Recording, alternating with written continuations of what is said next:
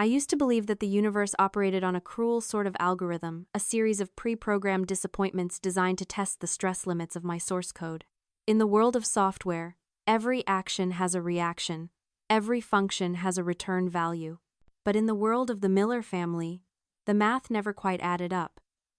How else do you explain what happened on the day I was supposed to be recognized as a functional, independent adult?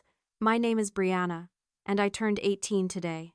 If I told you my family simply forgot my birthday, it would actually be a mercy compared to the reality I faced. Forgetting is a simple system error, a null value in the calendar that can be patched with a quick apology. But what they did was calculated a piece of social malware, meticulously injected into the very day I had been waiting for since I was old enough to understand the concept of a milestone. Before we dive into the logs of this total systemic failure, I want to pause. Drop a comment and let me know where you're listening from and what time it is for you right now. I'd love to know who is part of our global community today, standing in the light with me. I walked into our home in Palo Alto, a glass and steel structure that felt more like a climate-controlled server room than a sanctuary expecting a quiet nod of validation. I wasn't asking for a parade or a ticker tape celebration. I just wanted an acknowledgement that I'd reached the finish line of childhood. I wanted someone to recognize that the girl who spent her nights debugging code while others were at parties had finally made it. Instead, I stepped into a living room exploding in blue and silver balloons. Streamers hung from the ceiling like tangled fiber optic cables, and a massive banner occupied the main wall. For a single, agonizing heartbeat, my pulse spiked, a rare flicker of hope bypassed my firewall. I thought, they actually did it. They finally optimized the family dynamic. They remembered me. Then, the high-definition reality set in. My eyes hit the name on the banner. Jacob. My younger brother. His birthday was still 3 weeks away in the current calendar cycle. My mother, Melissa, was already hovering in the center of the room with her phone held high, live streaming every second to her thousands of perfect life followers. She was wearing her proud mama mask, the one she saves for high-engagement posts. My father, Matthew, didn't even bother to glance toward the door when I entered. They were beaming at Jacob like he was a high-yield asset, a golden product launch with a guaranteed return on investment. I stood there with my backpack still on, the weight of my textbooks pulling at my shoulders, feeling like a legacy bug in a shiny new interface. I watched my entire family orbit around Jacob as if it were Christmas morning, and he was the only child on the nice list. On the granite island, a half-eaten cake sat a expensive, custom-ordered creation with a single, jagged slice missing from the corner. It was the only thing left for the guest of honor. It wasn't just a cake. It was a symbol of my status in this house. An afterthought, a residual file left over after the primary installation. The sensation wasn't heartbreak. Heartbreak is too organic, too messy. Heartbreak implies a sudden, unexpected break in a working system. This was different. This was a cold, clinical realization of a long-standing architectural flaw in the family foundation. I wasn't a member of this family. I was a background process, a low-priority task they were forced to tolerate until they could finally overwrite me with a more perfect version of their legacy. I asked them, my voice as steady and flat as a terminal prompt, if they realized it was actually my day of birth. Matthew stopped adjusting his expensive silk tie, the one he wears when he wants to look like the patriarch of a dynasty, and turned toward me with an expression of mild annoyance. It was the look you give a pop-up window that interrupts a critical presentation. He didn't offer a hug. He didn't offer a happy birthday. He simply told me they hadn't forgotten, then tossed a folded card onto the counter next to the ruined cake. Then came the deployment of the real payload. He announced that since I was heading to university soon and would likely be focused on boring academics, they had decided Jacob needed a head start on his professional gaming career. With a smile that didn't reach his eyes, he told me they had gifted him my laptop. Not a new laptop. My laptop. My high-end, custom-built coding machine. The one with the mechanical keyboard I'd mapped specifically for my workflow. The one with the processing power I needed for my neural network projects. They called it his academic fund. My hardware. The machine I'd spent 2 years of freelance subroutines, midnight debugging sessions, and complex API integrations to buy. It was my livelihood, my identity, and my literal ticket to the Massachusetts Institute of Technology. And they had reallocated it in a single, transactional sentence, as if moving a file to the trash. Jacob didn't even have the decency to look me in the eye. He just clutched the device to his chest like it was his by divine birthright. His thumbs already smudging the screen I kept pristine. I picked up the card. There was no "we love you." No, "we're proud of you." Just 4 words in my mother's elegant, manicured script. Be more like him. I offered no tears. Tears are just system leaks when the logic fails, and I refused to let my data spill onto their expensive hardwood floor. I realized in that moment that I had been an uninvited guest at my own life for 18 years. This silence wasn't a sign of weakness. It was a strategic withdrawal of services. I'd spent a decade learning how to become invisible so I wouldn't be overwritten, and today, the invisibility became my strength. It was the invisible chain of the survivor, the mental prison that makes you think if you just become more useful, maybe the root access to their hearts would finally open. But the connection had timed out. The server was dead. I walked upstairs, my movements precise and robotic. I packed my essentials, 2 hoodies, my encrypted external hard drives containing every line of code I'd ever written, and $48 in emergency cash I had stashed inside a hollowed-out Java programming manual. I didn't take the clothes they bought me. I didn't take the jewelry Melissa gave me for photo ops. I slipped out into the Palo Alto night, resigning from a family business that had gone bankrupt in the soul a long time ago. The fog in San Francisco matched my state of mind, thick, gray, and shielding. I wasn't a runaway. I was a fugitive from a bad contract, a lead developer leaving a toxic firm before the entire project collapsed under the weight of its own lies. I found a bed in a gritty tech incubator hostel for $60 a week. It smelled like burnt coffee, unwashed hoodies, and desperate ambition. It was the most honest place I had ever been. I spent my first 48 hours in that hostel auditing my life. I sat on a thin mattress with a borrowed tablet, my fingers flying across the screen. I logged into the joint savings account Matthew had set up for me when I was 14. It was supposed to be a secure vault for the $48,000 I had earned over 4 years of intense, high-level freelance software development. I had saved every penny for my tuition, wanting to ensure I never owed them a single cent of my future. The screen loaded. The balance field was a terrifying hollow 0, not even a penny left for interest. I didn't panic. Panic is for users who didn't keep a redundant backup. I began to trace the transactions with the cold, unyielding precision of a forensic debugger. I followed the money through a labyrinth of internal transfers and reimbursements. $10,000 for elite quarterback summer camp. $15,000 for varsity travel expenses, $5,000 for private athletic coaching, $2,000 for a custom-fitted jersey set. Every single cent of my $48,000 had been siphoned off over the last 18 months. My parents hadn't just neglected my emotional needs. They had used me as a silent, involuntary investor in my own replacement. While I was living on ramen and sleep deprivation during high school to ensure I could afford a world-class education, Melissa and Matthew were treating my bank account like a slush fund for Jacob's social star trajectory. They were betting my future on his popularity. This wasn't a family dispute. It was a massive, documented breach of fiduciary duty. It was theft, plain and simple, wrapped in the packaging of family unity. I stayed in the shadows, letting the silence from my end build.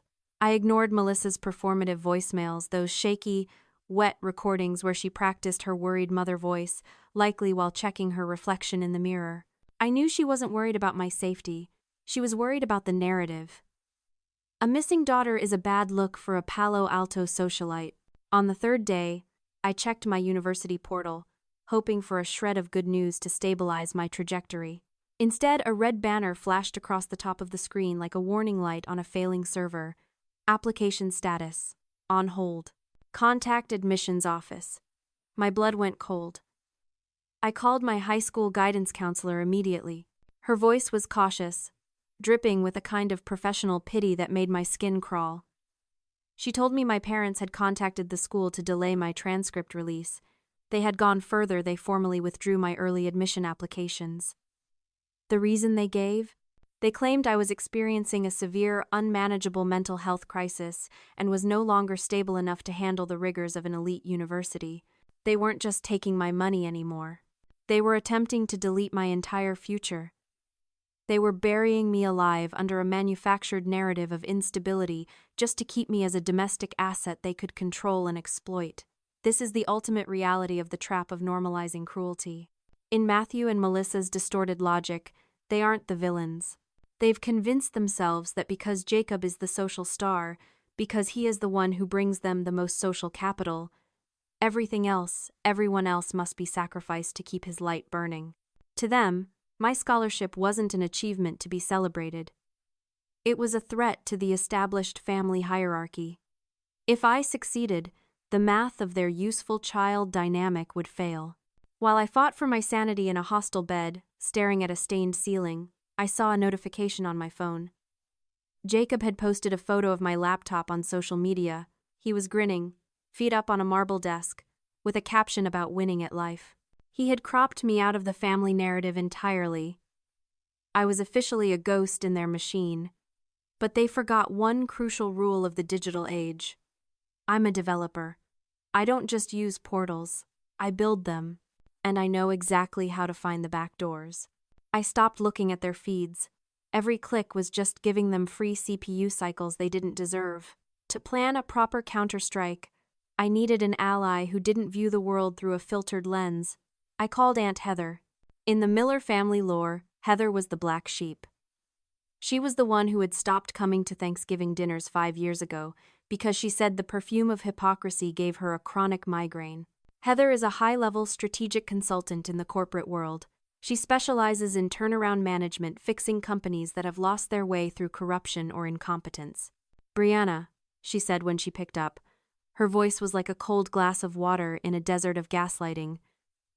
I told her everything. I laid out the logs, the application sabotage, the empty savings account, the stolen hardware.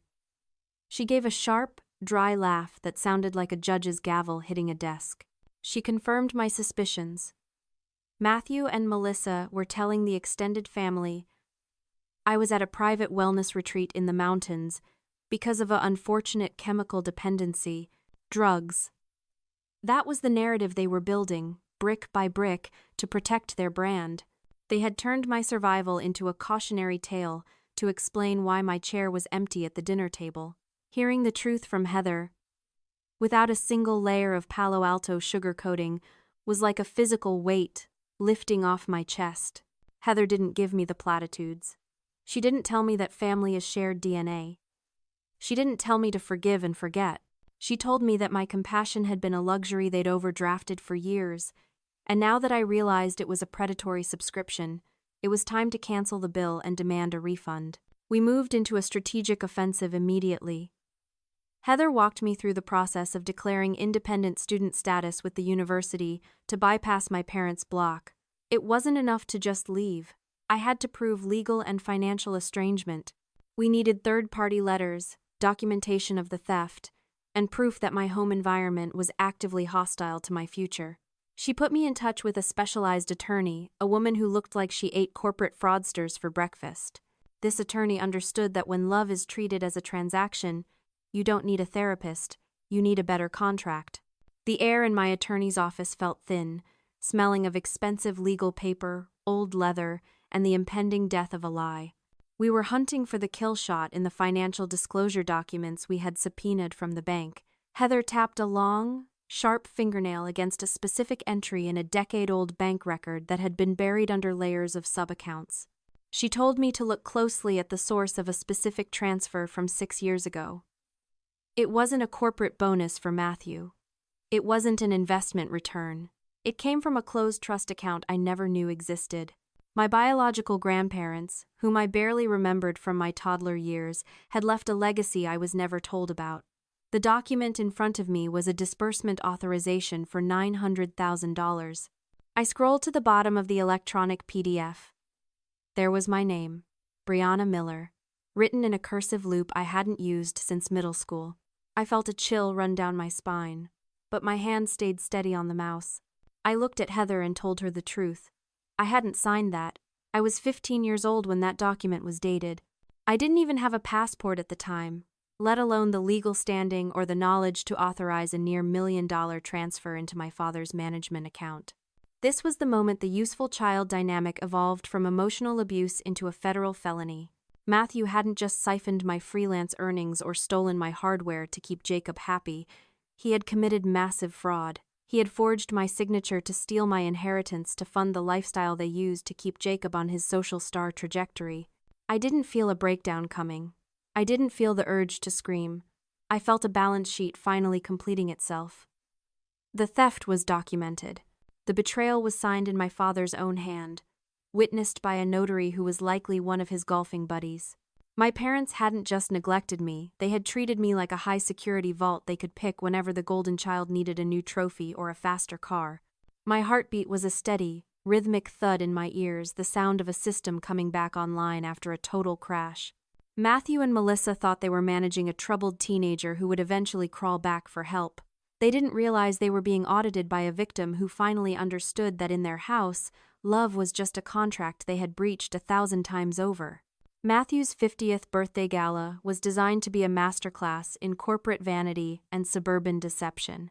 The grand ballroom of the Palo Alto Country Club was filled with people who only respected the balance sheets they could see on a screen.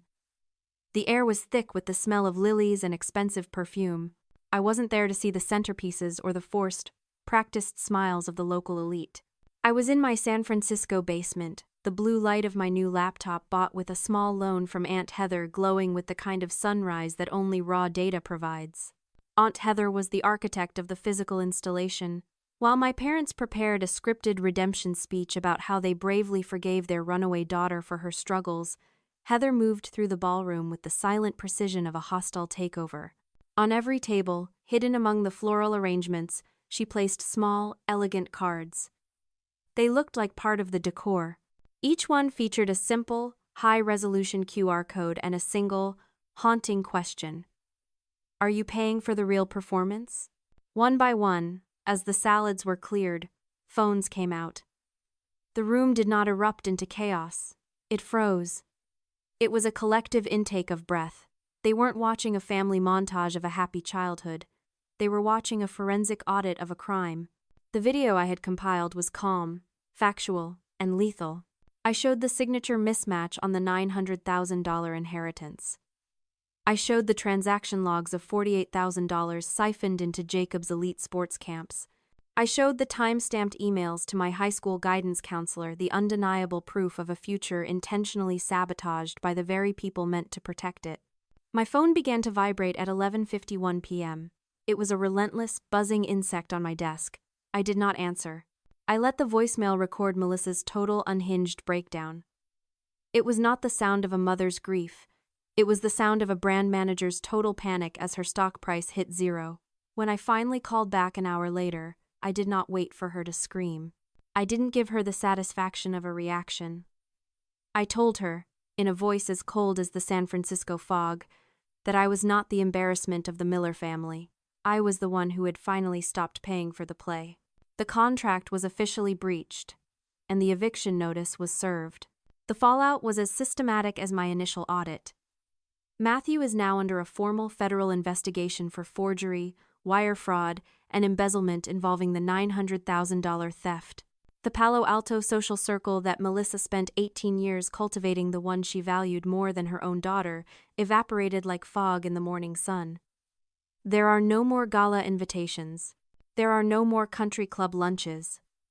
Melissa no longer records her life on her phone because there is nothing left to brag about, and the comment sections on her old posts are filled with the word thief. Jacob lost his elite varsity status and his social star trajectory almost overnight. When the athletic board discovered his camps, equipment, and even his private coaching were funded through a siphoned inheritance stolen from his sister, they cut ties immediately to protect their own reputation. They weren't shocked by what my parents had done. They were only shocked that I had stopped playing along and provided the receipts. I moved into my dorm at the university on a crisp, clear morning. The campus is a landscape of high-density ambition and intellectual sovereignty. For the first time in my life, I am surrounded by people who see me for my mind, not my utility to their social standing. I am no longer a domestic asset. I am no longer a silent investor in a golden child's performance. People often say blood is thicker than water, but they forget the full quote. The blood of the covenant is thicker than the water of the womb. Blood can be a chain, but letting go of those bloodlines wasn't a betrayal. It was a necessary act of self-preservation. This is the sovereignty of a chosen family. You cannot find your own light while you are still standing in the shadow of someone else's scripted perfection. Letting go of blood ties isn't hatred, it's the first step toward reclaiming who you truly are. I found that "Be More Like Him" card from my 18th birthday at the bottom of my bag today. I stared at the ink for a long moment, waiting for a spark of anger or a weight of sadness to pull me down, but there was only silence. I dropped it into a metal trash can near the library and didn't look back to see where it landed. I opened my laptop one last time to the master spreadsheet, the balance sheet of betrayal that recorded every cent siphoned from my youth. I hovered my thumb over the trackpad and hit delete. That night, for the first time in 18 years, I slept through until morning. No guilt. No noise. No fear of the next system crash. Just the cold San Francisco air and the infinite possibilities of my own future. This wasn't revenge.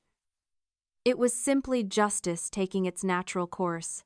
And for the first time, the math finally added up. If you've ever felt like an uninvited guest in your own family, if you've ever felt like your worth was measured in your utility rather than your soul, know that you aren't alone. Subscribe for more stories of reclamation and strength. And let me know in the comments, what was the exact moment you finally chose yourself?